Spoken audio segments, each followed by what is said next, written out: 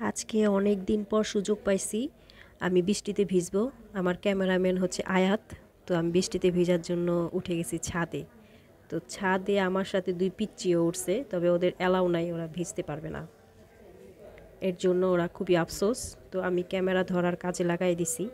তো সুযোগ হয় না সব সময় ভিজার জন্য, যেটা সত্যি কথা। যখন ঝুম বৃষ্টি পড়ে তখন দেখা যায় আমি অফিসের জন্য রেডি হইছি, কাপড় পরা, অফিসে যাচ্ছি, বা আমি অফিস থেকে আসতেছি ওই অবস্থায়। এর জন্য মানে আমার কোনো সুযোগই হয় না, এবছর আমি ভিজতে পারি না।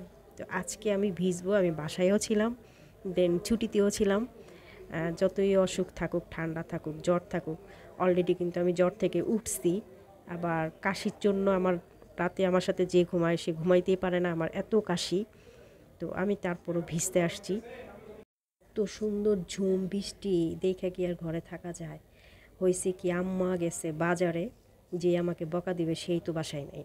তো আম্মা বাসায় থাকলে অবশ্য আমার ভিজা হতো না, কারণ আম্মা জানে আমি কয়েকদিন আগে জ্বর থেকে উঠছি, এখনও আমার কাশিই ভালো হয় নাই। তো 2 পিচ্ছিকে দেখায় দেখায় আমি তো সুন্দরভাবে ভিজতেছি, আর ওরা দুজন তো খুবই আফসোস করতেছে। কতক্ষণ টিকবে আমি জানি না। তবে আমার ক্যামেরাম্যান হচ্ছে আয়াত। তো আয়াত আবার সুযোগে সদ্ব্যবহার করতেছে। আমার মোবাইল নিয়ে নিয়ে মাঝে মাঝে ও করতেছে কি, বৃষ্টির মধ্যে চলে আসতেছে, আমি আবার ওকে ধরে ধরে আবার ভিতরে ঢুকাচ্ছি। তো এই হচ্ছে ঝুম বৃষ্টি। আর এত সুন্দর বৃষ্টি দেখলে কার ইচ্ছে করে যে ঘরে বসে থাকি।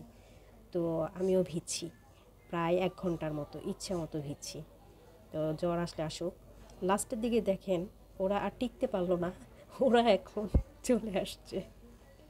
ওর আম্মা বকা দিবে, এর জন্য ওরা কি পদ্ধতি অবলম্বন করছে আপনাদেরকে দেখাচ্ছি।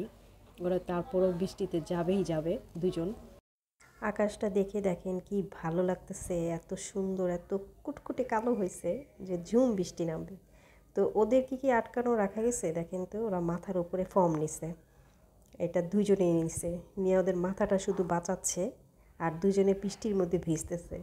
এই সিন যদি আমার ভিডিওতে ওর মা দেখে, দুইটারে এমন পিটানি দিবে। আমার ভিডিওটার জন্য আমি ছাড়তেছি, কিন্তু ওদেরকে যত না মারা হয় এটাও রিকোয়েস্ট করতেছি। ওরা তো ভিজবেই আমি তো জানি, তাই ওদের মাথার মধ্যে আবার এটা দিয়ে দিছি। ছাদের এক কোনায় দেখি এই ফর্মগুলো আছে। তো আমি চিন্তা করলাম আমার জন্য ওরা ছাদে আসছে কিন্তু ভিজতে পারতেছে না, কষ্ট লাগতেছে, অন্তত মাথাটা বাঁচাক, বাঁচায়া মাথার মধ্যে ফর্ম দিয়ে একটু ঘোরাঘুরি করো। তো দেখেন পিচ্চিটা তো পুরো শরীরে ভিজে ফেলছে পানি দিয়া। আর আয়াত আবার একটু, এখানে নামাজের ঘর আছে, ওখানে পর্দা দিয়ে মাথা মুছতেছে, মানে ওর সেফটির জন্য। ও বোঝাবে যে ও ভিজে নাই, চালাকি। তো যেটাই হোক, আমরা যখন নিচে গেছি ওর মা ঠিকই ধরে ফেলছে। তো এই 2 চোর আর সাথে আমরা সিঁড়ি দিয়ে এমনভাবে নামতেছি যে আমরা নিশ্চিত কোনো কিছু চুরি করে নামতেছি, তিনটায় মিলে।